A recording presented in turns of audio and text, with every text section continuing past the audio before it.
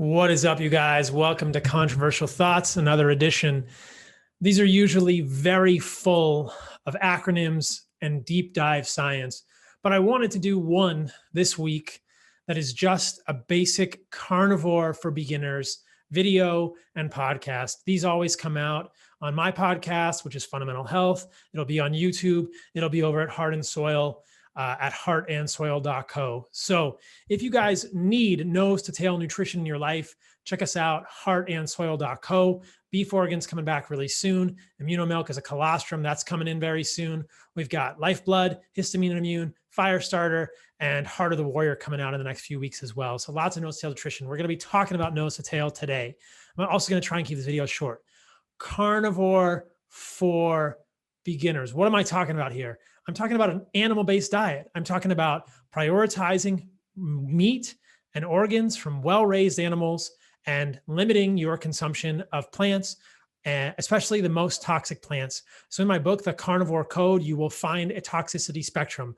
Let's start with the plants. What are the most toxic plants or parts of plants? So generally speaking, I think of the roots, stems, leaves, and seeds, which include seeds, grains, nuts, and legumes, as the most toxic parts of plants.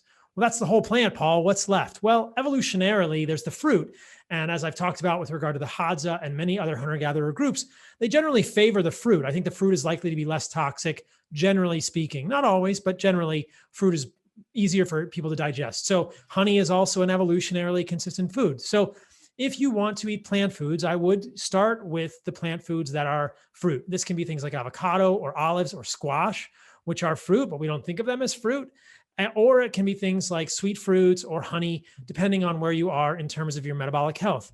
If you are super obese or you have metabolic dysfunction, aka diabetes or insulin resistance, fruit is not going to be great for you. Honey is not going to be great for you. It doesn't mean that carbohydrates cause your problem, but in the setting of metabolic dysfunction, removing carbohydrates can be very helpful. And in that situation, I would limit carbohydrates to a low-carb version of carnivore and specifically limit your seed oils.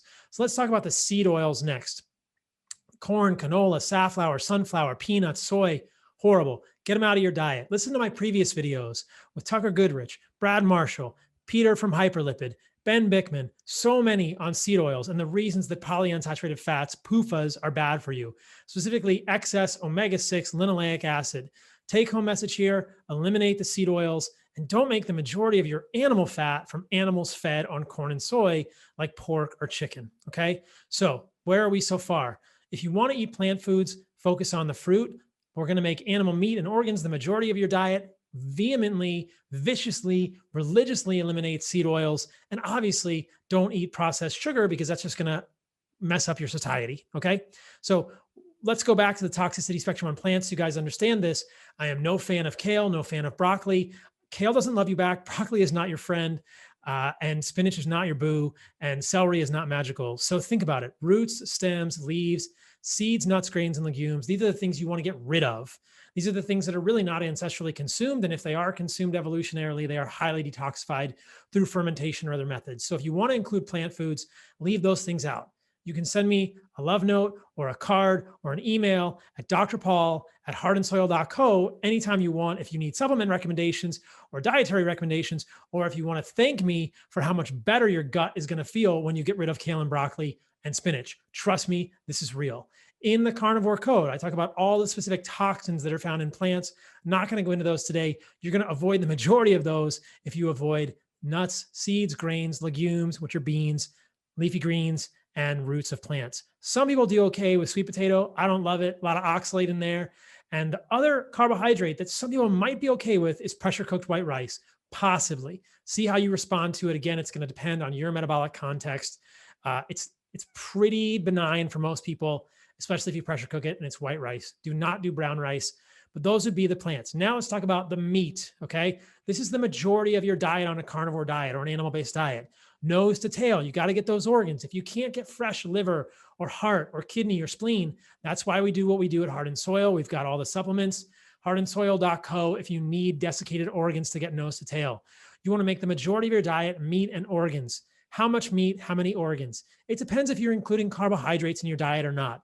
If you are not going to include carbohydrates, if you are going to do a strict carnivore diet, a hardcore carnivore diet, I think you need to get about 50% of your nutrition from protein and 50% from fat by grams, okay? By grams. That's about 70-30 calories fat to protein. That's where most people do best.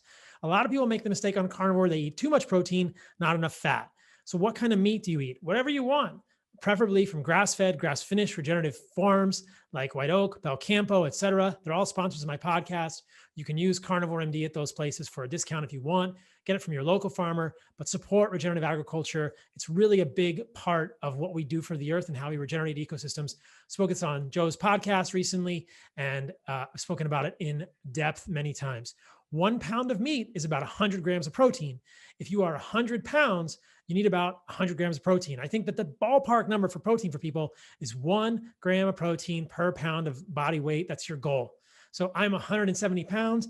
I eat about 170 grams of protein per day. It just works that way for me. It works great.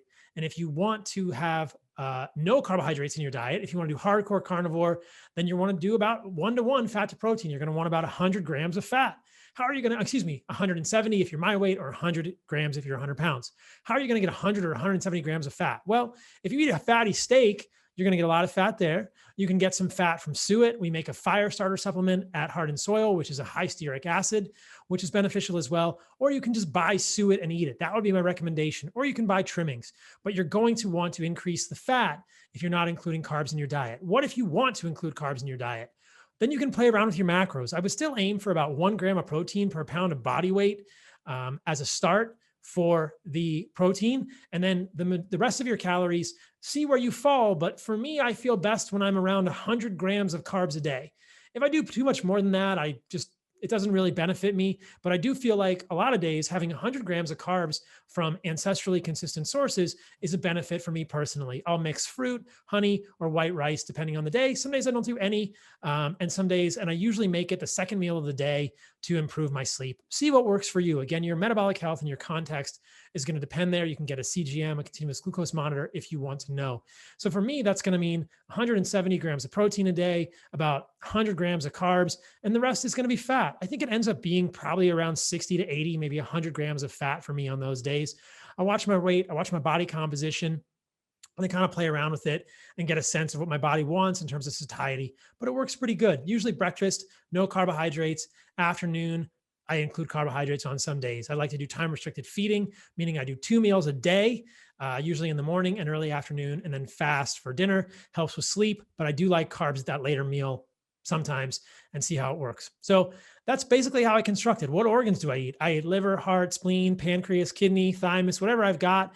And if I don't have those, I'll take our desiccated organ supplements from Heart and Soil. I will also do bone broth every day. I have an Instant Pot. I get knuckle bones and I put them in the Instant Pot with water and I press the pressure cook button. And that is it. That is all you need to do to make bone broth. Then you can drink the broth and I can take all the meat and tendons and fat off the bones and eat that. And you can even eat the bone. The trabecular end bones are edible. They're a source of calcium and boron and strontium, all kinds of good trace minerals in the bones. So I will do that. That's how I get calcium on my carnivore diet. If you want to include dairy in your diet, great. I am sensitive to dairy as someone with eczema, but there are a lot of people who are not sensitive to dairy. And if you are not sensitive to dairy, by all means, include dairy in your carnivore diet. It's a great tool, especially from A2 sources, organic sources. At Heart and Soil, we're coming out with a colostrum product in the next few weeks called Immunomilk. Colostrum is the first milk from cows, and many people find it beneficial for GI issues, overall immune issues. That stuff is packed with immunoglobulins and immune proteins and other important peptides. So if you can do dairy, consider colostrum, consider cream, consider kefir, great. If you are sensitive to that stuff with skin issues, just avoid it in general. In terms of extra fats, I like tallow, I like suet, like our fire starter. Those are the fats I would cook in. I would not use canola oil or corn oil or seed oils. I would also not use olive or avocado oil. Don't put excess monounsaturated fatty acids into your diet. Don't substitute plant fats when you can get more nutrient-rich animal fats. So in summary, carnivore diet for beginners. You can do hardcore carnivore or you can include some carbs. If you want to do hardcore carnivore, I think 70-30 is the way to do it in terms of fat to protein in calories, which is 50-50 gram for gram, 100 grams of protein per pound of muscle meat, and 1 gram of protein per pound of body weight as a goal. Get the organs in there every day. I do 3 to 6 ounces of total organs per day. It's a combination of liver, heart, and other ones, or desiccated organs from a company like Heart and Soil. Get your bone broth, get your connective tissue in there. You need your glycine to balance the methionine. I like salt. I use it moderately. I'll use Redmond or Maldon, sea salt, and I will drink mostly spring water. If you want to include carbs, the sweet spot for me is around 100 grams of carbs per day, but see what works for you. If you are much more active, if you are crushing it in the gym, if you are doing lots of activity, more carbohydrates might be beneficial. I actually think that there is some veracity, some truth to the notion that you should earn your carbs beyond 100 grams. So most days I'll go for a walk. I'll go out to my outdoor gym, do a lot of push-ups and pull-ups and kettlebells and hit the punching bag throughout the day, but I'm not burning thousands of calories working out. If I do have a huge day of working out, I might include more carbs. And then you can decrease the amount of fat, but I keep the protein the same. I don't use cooking oils.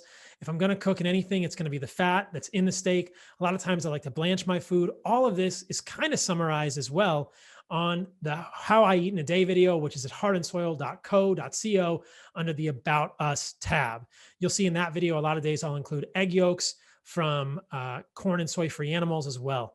But be aware, some people are sensitive to eggs. Some people are sensitive to dairy. If you like dairy and you're not sensitive, include it in your diet from good sources and look out for our colostrum supplement from Heart and Soil in the next few weeks. So that is the basic, quick rundown carnivore diet for beginners. I hope that helps. I'm not a fan of all meat carnivore, but if that's where you are, then do that. Just get to where you can go. The last thing I'll say here before I wrap up this video is I will do another video on how to eat a carnivore diet on a budget. But I'll just say this in a few words now. Choose the meat that you can afford. Ultimately, animal foods are valuable. If you absolutely cannot afford grass-fed, grass-finished regenerative meat, then get the best meat you can, but it doesn't have to be that. Clearly, supporting that type of agriculture is what we want to do. And you don't need to eat ribeyes all day. Stew meat is like $7 a pound with my code CarnivoreMD over at Belcampo. It's great. I blanch it in bone broth. Bones are cheap. Liver's cheap. Most people will give you suet. You can eat a carnivore diet, hardcore or including carbohydrates, carnivore-ish, very affordably, as long as you don't eat ribeyes at every meal. You don't have to eat ribeyes at every meal. Let's talk about linoleic acid a little bit too. I'm not a huge fan of corn and soy-fed pork, especially the pork fat. If you're eating lean pork or lean chicken, probably not a big deal. But if you're eating a lot of pork or chicken fat and it's fed corn and soy, is that excess linoleic acid contributing to problems? I think it might be. It's just how to help you guys optimize all of this. So hopefully that helps. Even the carnivore for diet for beginners video is probably a little too complex. I apologize. I can do a carnivore diet for beginners video in the future. Check out the About Us page at heartandsoil.co for how I eat in a day. There's a lot of organs there. If you need your desiccated organ supplements, check us out, heartandsoil.co. If you have more questions about how to construct a carnivore diet, email me, Dr. Paul, drpaul, heartandsoil.co. I hope this how to do a carnivore diet for beginners video has been helpful. And thank you all for being a part of the Remembering. Stay radical.